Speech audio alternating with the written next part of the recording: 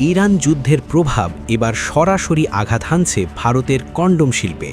Hormuz প্রণালী বন্ধ থাকায় প্রয়োজনীয় সরবরাহের ঘাটতির কারণে দেশটির কন্ডম উৎপাদন শিল্প ভয়াবহ সংকটের মুখে। দাম বাড়ছে, সংকট বাড়ছে, আর ঝুঁকিতে কোটি মানুষ। ইরান যুদ্ধের প্রভাব শুধু জ্বালানিতে নয়, এবার তা ছড়িয়ে পড়েছে একেবারে জনস্বাস্থ্যের গুরুত্বপূর্ণ খাতে। হরমুজ প্রণালী বন্ধ হয়ে যাওয়ার কারণে ভারতের এলপিজি সরবরাহে বড় ধাক্কা লেগেছে।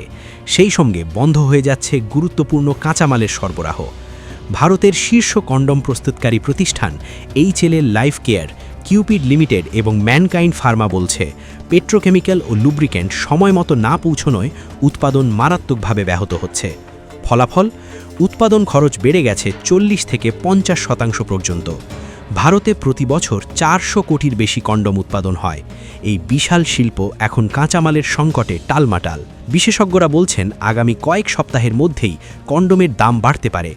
ভারতীয় মেডিকেল অ্যাসোসিয়েশনের সাবেক সভাপতি রাজীব জয়দেবন সতর্ক করেছেন, এই সংকট সবচেয়ে বেশি আঘাত করবে দরিদ্র জনগোষ্ঠীকে, কারণ সামান্য দাম বাড়লেও অনেকেই কন্ডোম ব্যবহার কমিয়ে দিতে পারে, যার ফলে বাড়তে পারে অনাকাঙ্ক্ষিত গর্ভধারণ, মাতৃমৃত্যু এবং যৌনদাহিত রোগ। এই সংকট কতদূর যাবে এখনই বলা যাচ্ছে না, কিন্তু কথা নিশ্চিত, ইরান যুদ্ধের প্রভাব এখন মানুষের ব্যক্তিগত জীবনেও পৌঁছে গেছে।